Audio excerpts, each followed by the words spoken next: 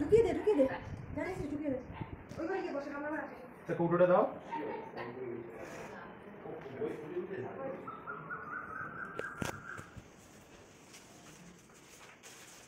কি কি আছে এর মধ্যে? ওর মধ্যে একটু ছাতু এনেছি, দুধ এনেছি আর বিস্কুট এনেছি। তুই বিস্কুটগুলো খাস ভালো এই জন্য। দে দেবো ছাতু বানিয়ে দেবো এখন দাও না এটা খেয়ে দেখ। খাবো খানে ছাতু প্যাকেটটা দে খাবো খানে ছাতু প্যাকেটটা দে খাচ্ছিস খা না দুটো ফ্রিজের মধ্যে ডিপ ফ্রিজের মধ্যে ঢুকিয়ে দে এখন এখানে রাখিস না ভালো বিস্কুট ছাতু খাবি এই যে দেখো বন্ধুরা এই যে বড় ছেলের খাবার ছাতু উনি ভাত খান না সকালে রুটিও খান না উনি ডায়েট করছেন সেই জন্য তার জন্য এখন রোজ সকালে ছাতু খেয়ে থাকে একদম একটা দেখতে পর্যন্ত মাঝখানে খিদে পেলে কী খাস একটু শশা খায় একটু মুড়ি খায় কখনো কখনো একটা দুটো বিস্কিট খায় চিনি ছাড়া সেটা ও যেটা পারে আমি সেটা পারি না এইটাই ওর সঙ্গে আমার ডিফারেন্স বুঝেছো আর এই যে ছোটো ভদ্রলোক যিনি ছোটো ভদ্রলোক আর কি ওনার আবার ভাত লাগবে সকালবেলায় উনি একটু মুখরোচক কী রান্না হবে এইসব চিন্তা ভাবনা হবে চিকেন একটু মটন একটু ডিম তারপর একটু কষা কষা করে একটু ঝোল বেশি হলে চোখ দিয়ে জল বেরোবে তাই আমি রান্না করে তুমি গিয়ে করতে বসো দেখছো তো মাথা রাতা পুরো একদম এলোমেলো তো হবে সকালবেলা শুধু কী বলো তো বাসি কাপড়টা ছেড়ে নিয়ে কাজে লেগে পড়েছি সব খাইয়ে দিয়ে পাঠিয়ে দিয়েছি বাড়িতে কেউ নেই এখন আমি দুপুরে রান্না বান্না করবো আর ধীরে সুস্থে কাজকর্ম করবো এগুলো তো করবি আজকের প্রচুর কাজ আছে আজকে দেখো এইটা একটু গোছাবো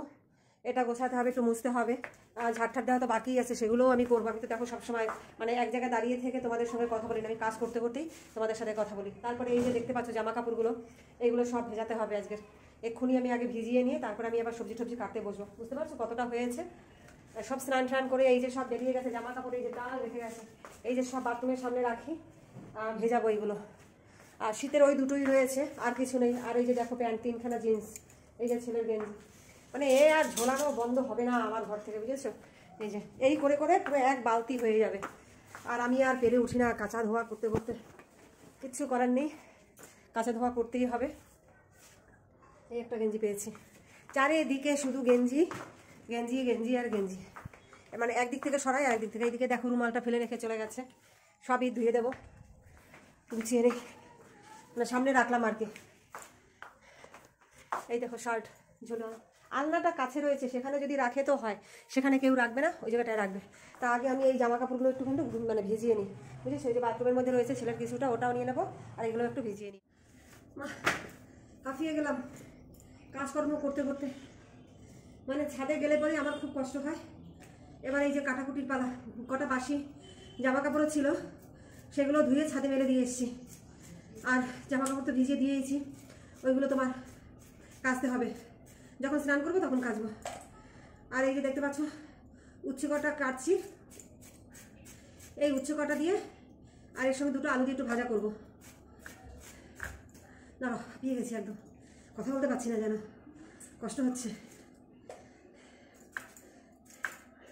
এই গরমের সময় তো উচ্ছে ভাজা খেতে খুবই ভালো লাগে এই সময় উচ্ছে ভাজা তারপর তোমার নিম বেগুন প্রায় হবে মানে এই তোমার ধরো মে মাস পর্যন্ত এপ্রিল মে মাস পর্যন্ত যতদিন বেশি গরমটা থাকে তখন খুব খাওয়া হয় এগুলো তারপরেও খাই উচ্ছে টুচ্ছে এগুলো খাই মানে যতদিন কচি নিম পাতা পাওয়া যায় ততদিন খাই আর কি নিম বেগুনটা আর এই সময় বেগুনের দামটাও কম কিন্তু নিম পাতার দাম খুব মানে এইটুকু দুটো মানে ডান্ডা দেবে সেটার দামই তোমার 10 টাকা নিয়ে নেয় তাই একটা আনলে পরে একদিন হয় আমরা নয় নিম বেগুন খাই এর বাবা তো খায় না তার জন্য আবার শুধু নিম পাতা কী করি বলো তো খোলায় ভেজে দিই একটু সামান্য পরিমাণে তেল দিয়ে দিই বেশি তেল দিতে পারি না দিলে খেতেও চায় না আর ও সবসময় চায় যদি তেল মশলা ছাড়া রান্না করে দাও তাহলে সেটা খেতে খুব ভালো কিন্তু বলো তেল মশলা ছাড়া একদম খাওয়া যায় বলো খাবারগুলো একদমই ভালো লাগে না খেতে তো একটু তেল মশলা দিয়ে রান্না করে একটু মুখরোচক ব্যাপারটাও তো আছে আমার যেমন আছে বাচ্চাদেরও আছে এটা ব্যাড হবিস বলো গুড হবিস বলো আমি আর সেটা কী বলবো বলো তা উচ্ছে আলু তো আমি এখানে কাটবো এখন তার মধ্যে সেদিন বললাম না যে একটা বড় মোচা এনেছিল এই যে হাফ পোর্শনটা খেয়ে নিয়েছে আর হাফটাই এই রয়েছে এটাও আমি কাটবো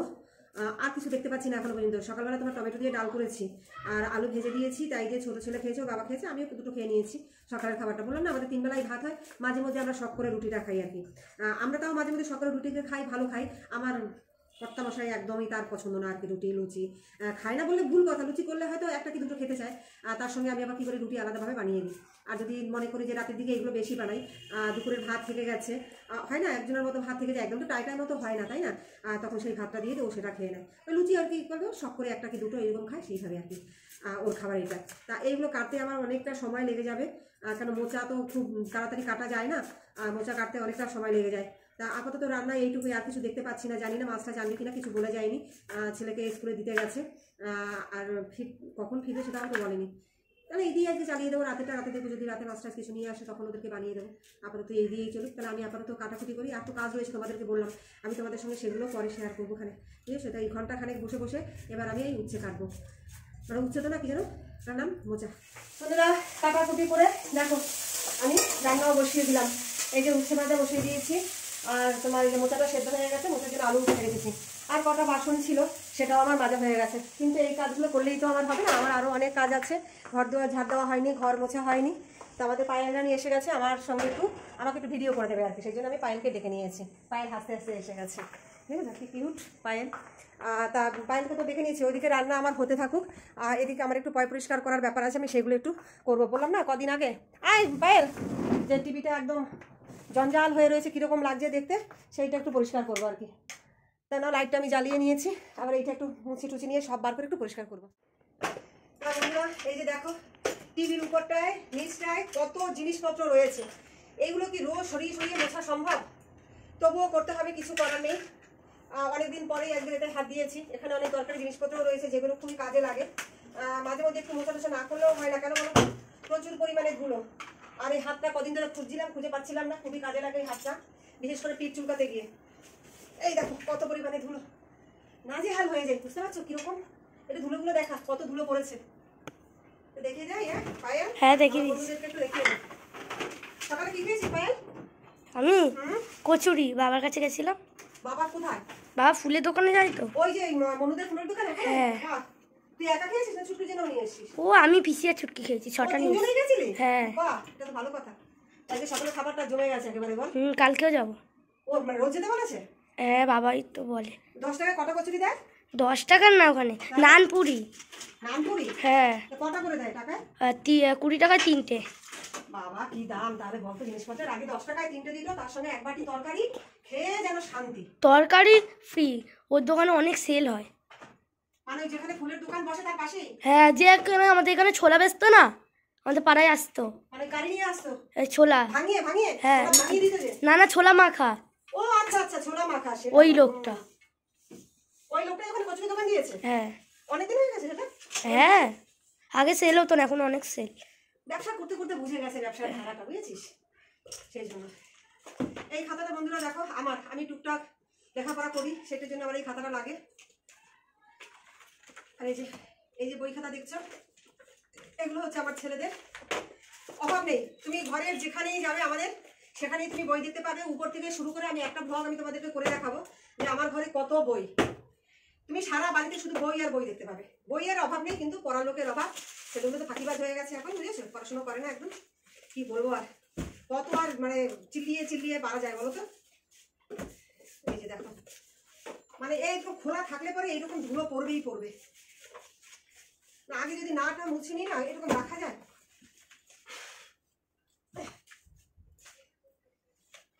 এখানে রয়েছে একগাদা ফাইলপত্র, তোকে যেগুলো লাগবে সেগুলো এখানে রাখতে পারে, সে না রেখে কি করবে বলো তো, যা রয়েছে পুরো একদম এক জায়গায় জমা করে রেখে দেবে। এই হচ্ছে এদের অবস্থা। তাও দেখো যতটা পেরেছি গুছিয়ে নিয়েছি ঝটপট করে, কারণ এইদিকে এখন যদি আমি অনেকটা টাইম দিতে যাই আমার কাজকর্ম কিছুই হবে না, রান্না যেহেতু হয়নি এখনো পর্যন্ত। আর ঘরে পেন্সিল বক্সের অভাব নেই, পেনের অভাব নেই, কিন্তু দরকারের সময় যদি একটা মানে কেউ আমার কাছে একটা পেন চায় আমি তাকে দিতে পারি না, তখন বুঝে পাবো না। আর এই যে দেখো ফোন, এগুলো হচ্ছে আমার ছেলের কাজ, বড়টার কাজ। ছোটটাকে কি করবো, তো আর বোঝে না, ও তো শুধু গেম খেলতে পারলেই পাচ্ছে, বুঝেছো। আর এর মধ্যে এই যে ওষুধপত্র রয়েছে, আমার ইনহেলার রয়েছে, এগুলো কাছাকাছি রাখি, কেন বলো তো, দরকারের সময় এগুলো খুঁজে পাই না, সেই জন্য হাতের কাছেই রেখে দিই। মোছা হয়ে গেছে, এখন একটু ফ্রেশ লাগছে আর কি।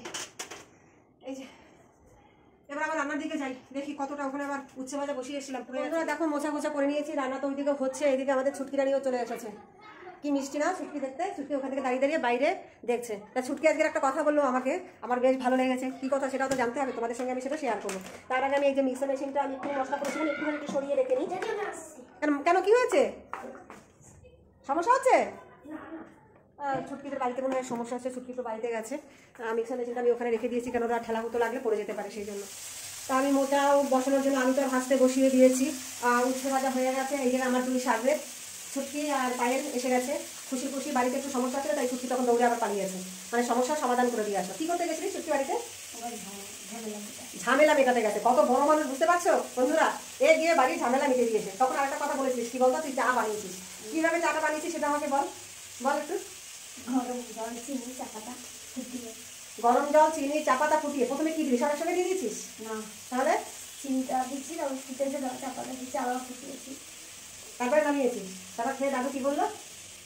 ভালো হয়নি। দাদু খেয়ে বললো ভালো হয়নি, কিন্তু তুই তো ছোট মানুষ, খাওয়া তো উচিত ছিল দাদু।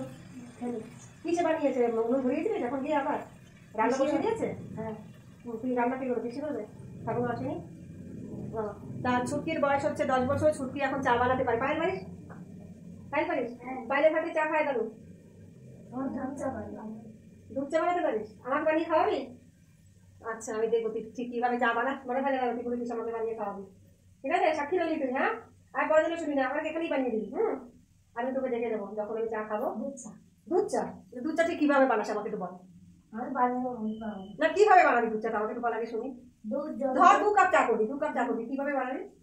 দুধ দিয়ে, জল দিয়ে, ফুটবে, চিনি দেবো, চা পাতা দেবো, ভালোভাবে ফুটে গেলে ভালোভাবে ফুটে গেল। দেখো বন্ধুরা, চা বানানো শিখে গেছে। আমার এত বয়স হয়ে গেল, আমি এখনো ভালো চা বানাতে পারি না।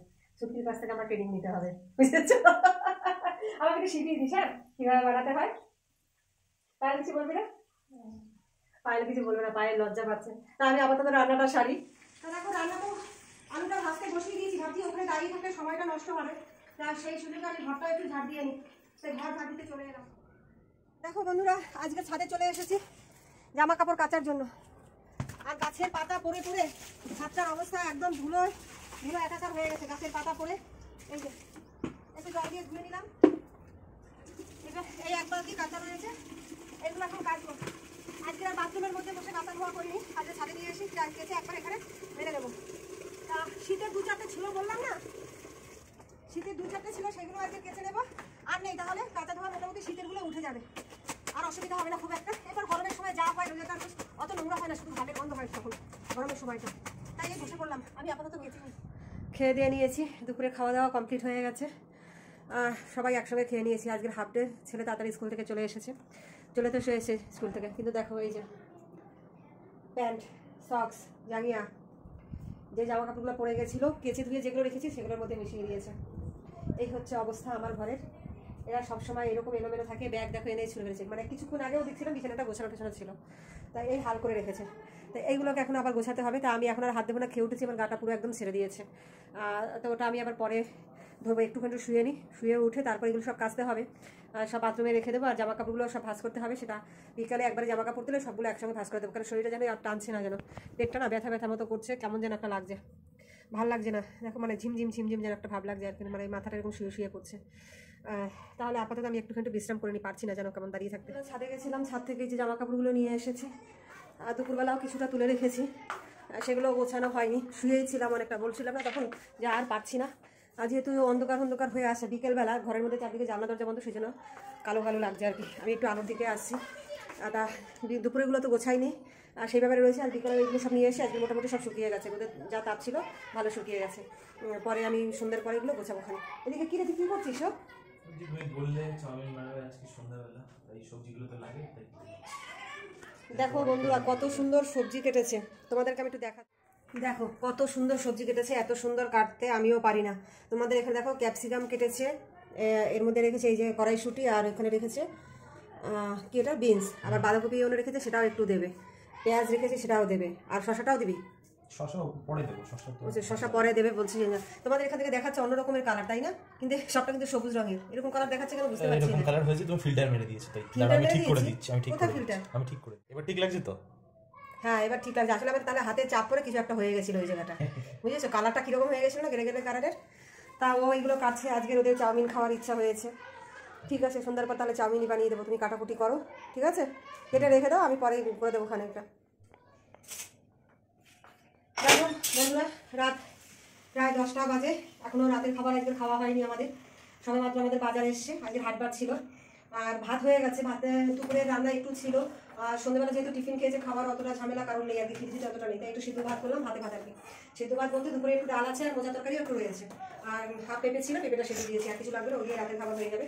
আর বড়বাবু তো ইয়ে খাবে না, কি বলো ওটার নাম, বল কি নাম ওটা, ভাত খাবে না। আচ্ছা দাঁড়া, আমি কাজু বাজারটা খুঁজে পাচ্ছি না, কাজু বাজার কোথায় রেখেছি, তাহলে একটু রেখেছিলাম, এই যে পেয়ে গেছি। তা ও ভাত খাবে না, ও খাবে ওটস, আর ওকে দুধ দিয়ে ওটস দিয়ে বানিয়ে দেবো। একটু কলা দিলে ভালো হতো, কিন্তু কলা হয়তো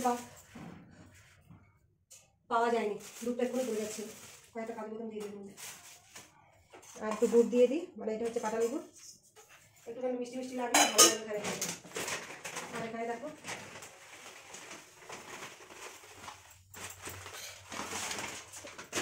ব্যাস হয়ে গেল, রেডি দাঁড়াও দাঁড়াও, হ্যাঁ রেডি হয়ে গেল। আর ওটা খাবে না, একটু কলা দিলে ভালো হতো, আর কিছু লাগবে না, একটু দিয়ে খেলে এখানে যা দিয়েছি সেটাই। আর এই যে দেখো মাছ এনেছি, মাছ এনেছি মনে তোমাদেরকে দেখাচ্ছি, এই যে মাছ এনেছি,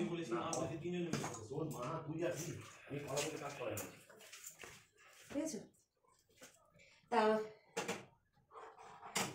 মাছ এনেছি, এটা ফ্রিজে ঢুকিয়ে দেবো। আর দেখো হাটটা দেখা যায়, সবজি এনেছি এখানে, সবজি ওটার মধ্যে আলু টালু রয়েছে, আজকের আর কিছু বার করবো না, ওইটা থাকুক, কালকে সব দেখে নেবো ওখানে কী কী এনেছে না এনেছে, কারণ এখন আর ভালো লাগছে না, এখন খেতে দেবো, আর বড়বাবুকেও খেতে দিয়ে দিই। তাহলে আজকের ব্লগটা আমি এখানেই শেষ করছি, পরের দিন আবার পরের ব্লগ নিয়ে তোমাদের সামনে হাজির হয়ে যাবো। আমার চ্যানেলটা কিন্তু অবশ্যই সাবস্ক্রাইব করে দিও, লাইক কমেন্টস করতে একদম বলো না। Tata, good night.